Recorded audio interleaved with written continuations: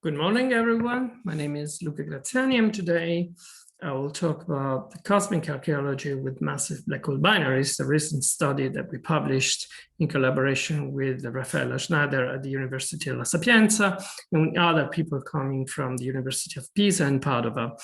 The aim of our work is to show that the most massive stellar black hole binaries can be interpreted as fossils of the pre-reionization epoch. As you can see in this slide, I summarized the 8 events detected by the O1 plus O2 runs, which are all the heaviest black hole binaries producing detected gravitational wave signals.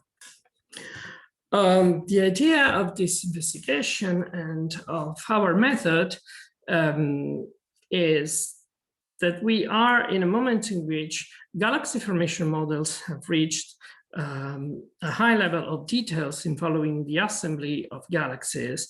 And once you have a detailed prescription of star formation, taking into account the metallicity and the radiative feedback affecting the formation of stars, you have a sufficiently detailed model which can be combined with further constraints coming from the recent detection of gravitational wave sources as they track the evolution of coalescing black hole binaries, and then at some level track also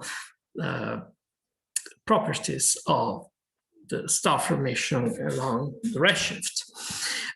So at the intersection of these three different topics, there's the metallicity of the systems, the capability of the galaxies to form stars as described by their star formation rate. And then we hope this new method will be capable to really provide the intersection and the right feedback between traditional star formation, traditional galaxy formation, and new detections of gravitational waves.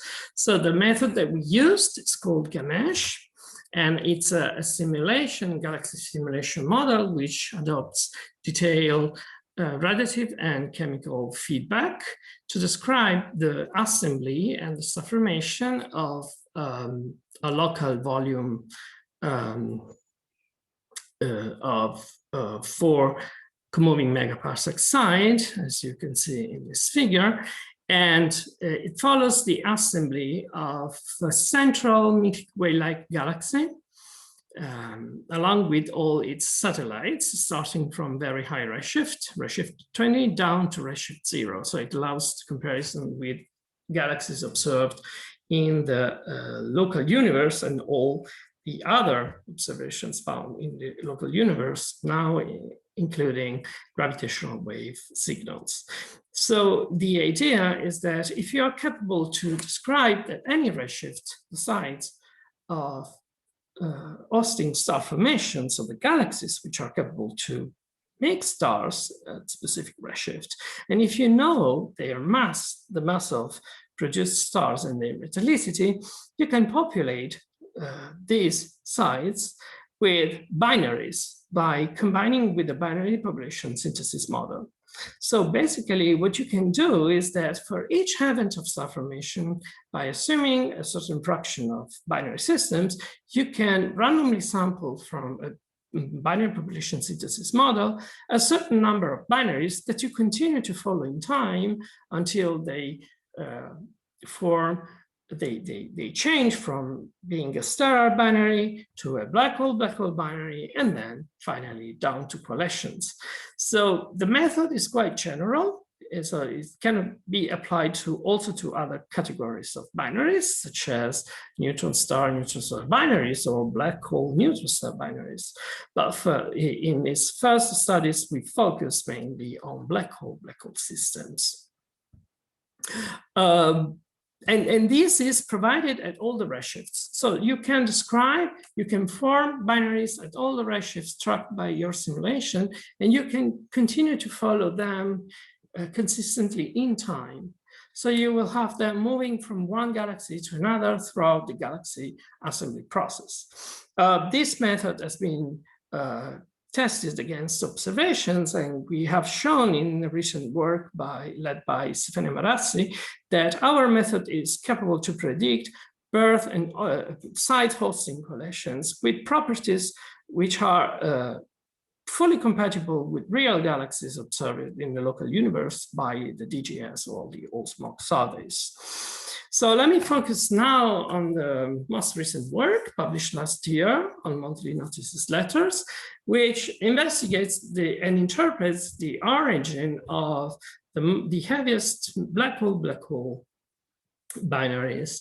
And in this paper, we followed their evolution along this galaxy formation assembly, and we find that there's a number of low metallicity star-forming mini-halos available in the pre-ionization epoch, which can be a good candidates to host the formation of massive stellar systems, binary stellar systems, which evolve into massive black hole binaries and then finally coalesce.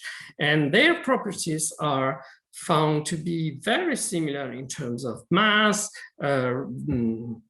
mass ratios, to the events observed by the O1 plus O2 observing grounds by LIGO and Virgo.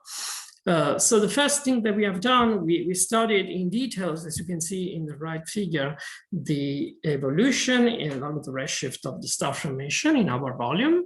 We compared with observations in the local universe, and we investigates different classes of star-forming systems depending on their metallicity, finding, as you can see by following the red dashed line, that a number of systems is available during the reionization epoch, meaning between redshift 6 and 10. If you investigate the rate of the formation of the sample binaries in these systems resembling to the ones observed by LIGO and Virgo, you will find immediately that there's a high birth rate of these heavens, of compatible heavens, during the epoch of reionization, as it is shown by the figure on the left. So on top, you see the predictions of made by coupling with the SEBA, binary population synthesis model, while at the bottom, the same prediction is made by an independent code, which is MOPSE. And you see that basically the epoch is the same, but the difference is in the rate of the number of the forming system. And this basically depends on the kind of prescription, stellar evolution prescriptions adopted by different models. We investigate further this dependence in this figure, same paper, and you can see that each system among the 8 analyzed has a different probability, a different metallicity, depending on the assumptions made by SEBA and MOPSE. So regardless the specific stellar evolution sites, the epoch, the pre-reionization epoch seems to be favorable to the formation of very massive binaries which can evolve, producing these systems coalescing in the local universe, basically. So let me show you the conclusions of this work. And let me point out that thanks to our capability of coupling details star formation implemented inside a galaxy formation model, we found a significant population of massive stellar black hole binaries originating from low metallicity environment during the epoch of reionization. Their nature is quite clear, and also the star formation process is followed appropriately in different environments at different metallicity. So we predict that there's a population of low metallicity dwarf galaxies in the pre-ionization epoch in which these very massive black hole systems could have formed. Let me finally point out that future missions such as LISA could be very effective in probing the existence of these sites, that now are not observable by current electromagnetic facilities. Thank you very much for your attention, and bye-bye.